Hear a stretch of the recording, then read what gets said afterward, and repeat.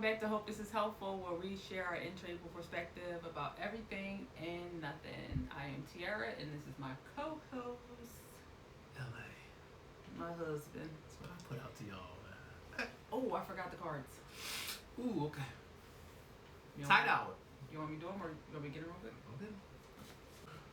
All right, so we are going to do our skin deep cards, where we ask each other a question, and we're going to answer it for you guys together. So the question is, which one of my friends don't you trust? Answer it in a way that doesn't say names, but kind of like, I guess maybe just why you don't trust that person. It's not a trust. No, I wouldn't say that. You don't have any friends I don't trust. You don't have any friends that I don't distrust. I'll say that. Yeah, friends that I don't agree with their core values, maybe. Their core values don't line up with our core values. But I wouldn't say I distrust them, because I do trust them. Okay. But yeah, that's all. Core values. I'm fine with that. That's life. Everybody's stuff doesn't line up. You still can be compatible and still have a conversation and still respect each other's differences at the end of the day. I'm cool. People can't respect that.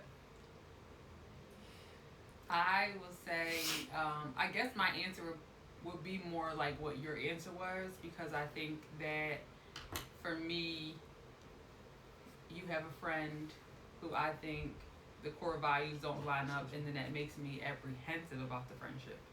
That makes me nervous that it's not extremely genuine. Like, their motives aren't as pure as I would like for them to be. However, it will give it time. Yeah. And see where it goes. And we've already discussed the people we were referring to. We've already had conversations about these individuals, so I think we both know how we feel about the other person and what we're looking out for in regards to, me for him and him for me. Yes. And I think we both respect each other's differences and ideas and thoughts and those concerns. So, all right, next. I've grown a lot since the last podcast. Well, they don't know that, because I know, but we don't know when they don't know when we recorded these. I've grown a lot in 2 weeks. All right, our next segment, which I still don't have a name for, but I guess they're stories about our daughter. So we're going to share, I guess, an interesting or funny story about our kid, because on this podcast you don't really get to see her. So it's our way for you guys to kind of get to know us and her a little bit better by sharing a story that we have chosen to share that she hopefully will not be embarrassed by in the future, because we do like to respect her privacy. Yes. You want to go first? Want me to go first? I mean, I'm just getting back home from being sick for a little while. I mean, I don't have a story per se. I like to see her growing. I love to see her doing things, even though it's on our couch. But I like to see her doing her gymnastics, and she's in something. But I like to see her involved and actually like still doing like all off times. Like, it's not just I gotta go to gymnastics. Like, she actually likes it, and it's like, crap. Now I gotta find a way to build a big ass gymnasium. So it's just, I like that motivation though. So it's, that's the story I have. I gotta get better with the stories, because I got stories. The kid be trying me, so I got stories. Yeah, I think it's cute to see that she's enjoying gymnastics, and like even that she's watching it on TV a little bit more, not just jumping off of our couch, but actually looking forward to going to class. She doesn't like to drive because she doesn't like going on the highway. But to see her practicing things at home, I think is adorable. And it does kind of motivate us to be like, okay, we thought this house was perfect.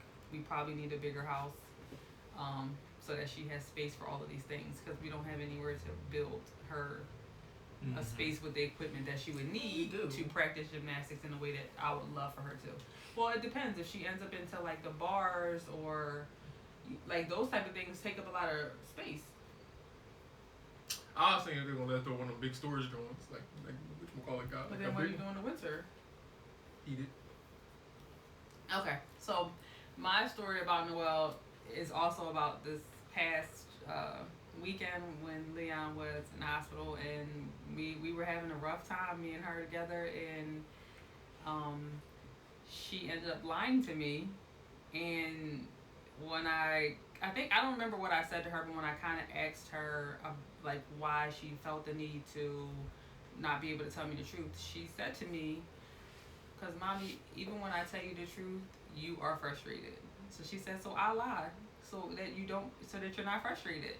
And I couldn't even be upset about it. I was very proud of her. I was proud of us and how we parent her, that she feels safe enough in her environment to be honest about the hard things. And it is something that I would like to work on. It's something that we actually just discussed yesterday with our parenting coach, um, because uh, I think her baseline for me is that I do just seem very like I'm not happy. You know, like I think she sees me more frustrated than she sees me actually happy, and so I think she's always trying to find out like, you know, how is mommy feeling? What's going on with mommy? And you know, it's more than just the words; it's the body language. So I think that even in knowing that she made a mistake, and I can see them as mistakes.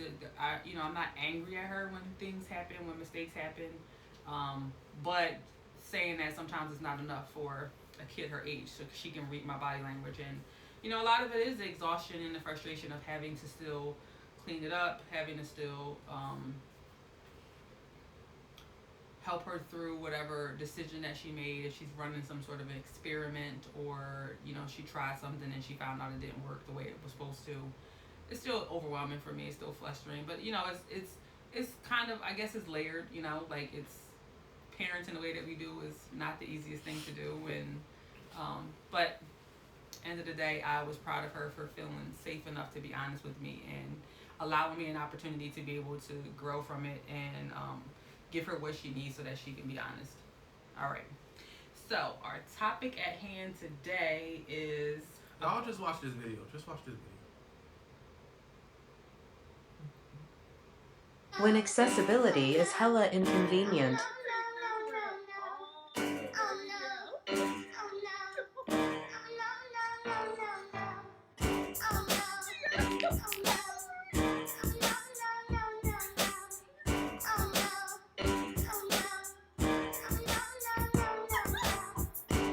Like, why do I have to take back-to-back ramps just to get down to ground level?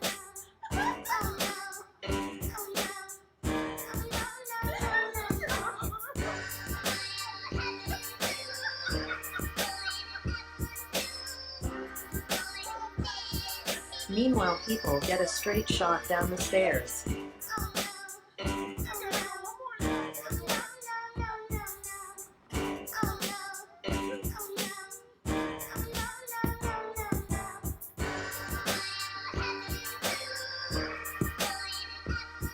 This was stupid.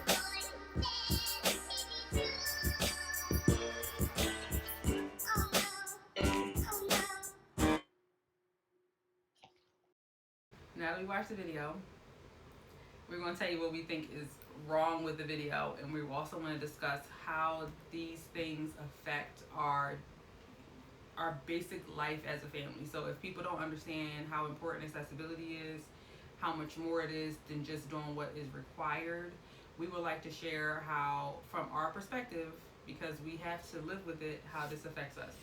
So first thing, if this is your first time listening, my name is Leon. I am what am I? A C6T3 quadriplegic. So I use a wheelchair. So if you're wondering why we're talking about accessibility, we're talking about interabled couples, just differences. This is why.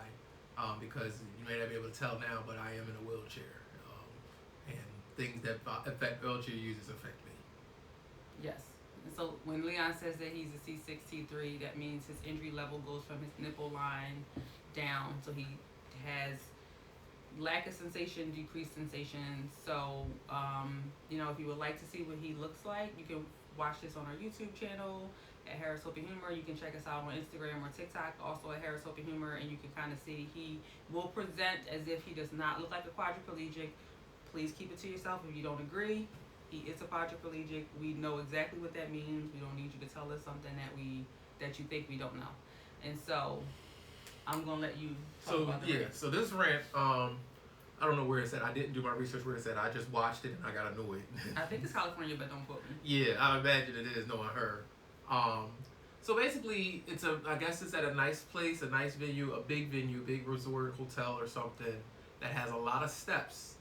So somebody designed a ramp, but the ramp kind of cut across the steps.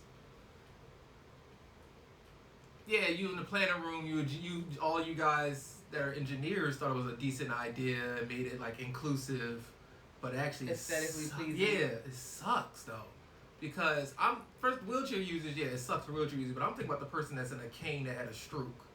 If they gotta go there, they have to decide if they want to stumble up the steps or if they want to take an extra 18 minutes to walk around in the heat, or you know what I'm saying, like depending on what it is. I want to try to describe it for the people that are listening that didn't see the video. And so it's like, imagine you're somewhere with multiple flights of stairs and the ramp is on both sides of the stairs. So in order to get down it, you almost have to make this super long winding back and so forth. you go down. You might have to go down the ramp on the left, but then you have to come in front of the steps to get to the right side to come back down the ramp on the right side, and then back again to the left, and then back again to the right until you get to the bottom. And she did this maybe 7 times? I saw. I was gonna say 5 to 6 times.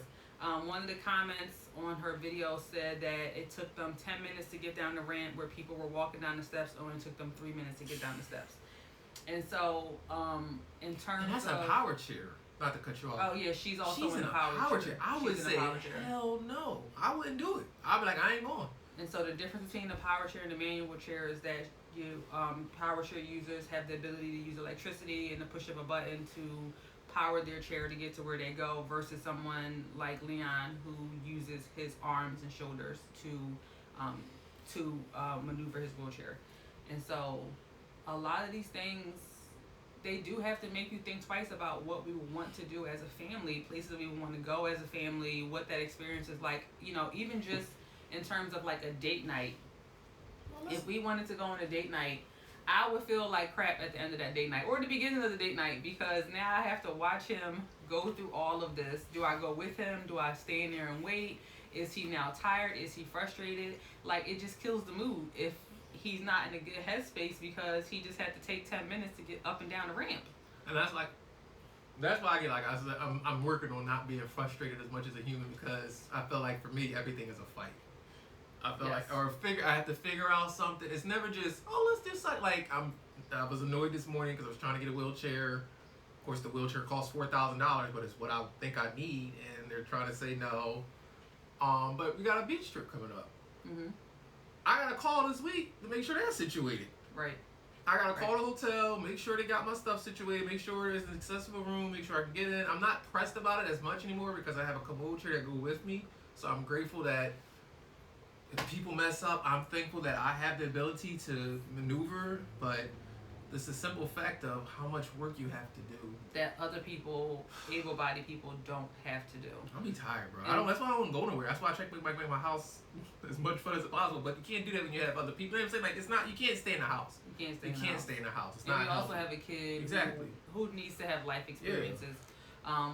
We shared the video in our stories, and somebody asked me, where does the change come in? And if you're curious as well as to where the change comes in, it comes in from it not being just a fight for the people that need it. It comes in from just being an ally, just being somebody who wants to fight for this community to have the same rights as everybody else. And change can start right at home where you are. So if you see a restaurant or if you see a curb cut, anything in your area that you think could potentially use change, you reach out and you find your local government. You don't wait for us to tell you how to help.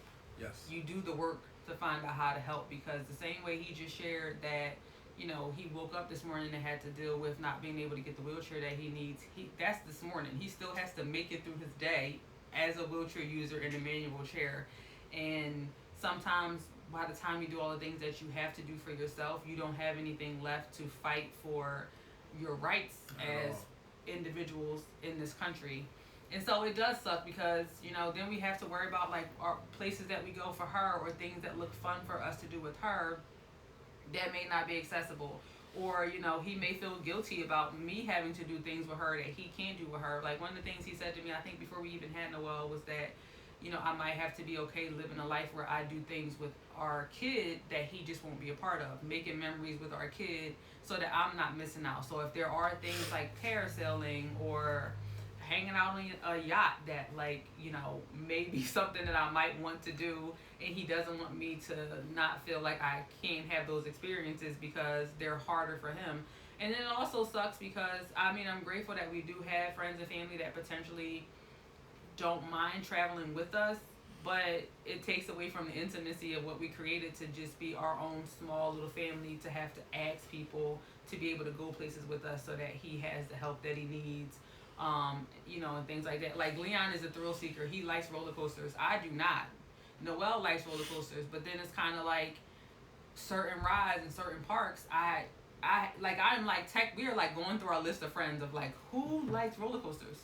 Who can be the friend that we can take with us to like Disney when we finally take her? Because I think for me it would be a really hard trip. I know that like Disney is for the kids, and I want it to be about her, but that's a lot of anxiety for me to have to do ride after ride after ride after ride, because I want her to be able to have a great trip, as opposed to really being able to lean into somebody else who really enjoys those type of things, to be able for her to enjoy it, that person to enjoy it, and me to be able to like keep my sanity. But because Leon can't, that makes it harder, because he would be the parent that could do these things.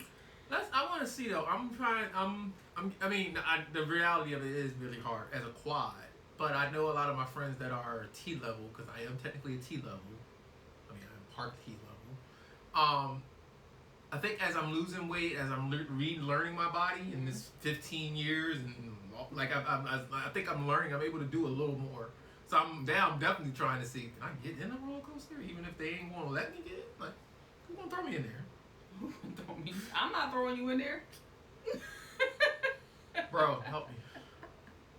And then I always have this fear of like, if something goes wrong, and then first of all, that's embarrassing in the park, but then also our kid is there, and I'm trying not to have her feel so traumatized by what is actually her norm, but I don't want her to like live a life of fear. Yeah. You know what I mean? Like, I think there's already, unfortunately, she's already had to experience leaving the house and maybe going to camp or going somewhere.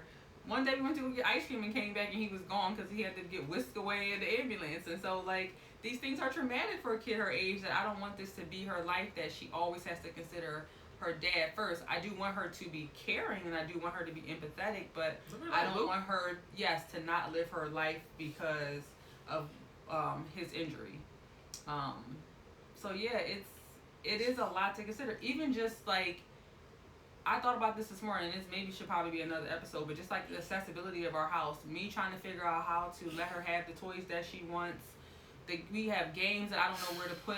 It's trash. She wants more toys. So her birthday's coming up. And then Christmas is around the corner, and we're considering getting a pet. And it's kind of like, where do all of these things go? Where, because we're also kind of like leaning into that Montessori parenting style, that I want everything to be able to be within her reach and within his reach. And so that means you can't build up, you can't stack up. I can't put shelving high and be able to utilize all of that space above to be able to have all the things that we still need. And so it makes it really interesting. Even us thinking about, where we move to next, what kind of house do we want next. Everybody else gets to be like, bro. I got the whole basement, we got the second floor. That's what I'm thankful for therapy, because at least I know I'm not crazy. It's a lot. I deal with a lot.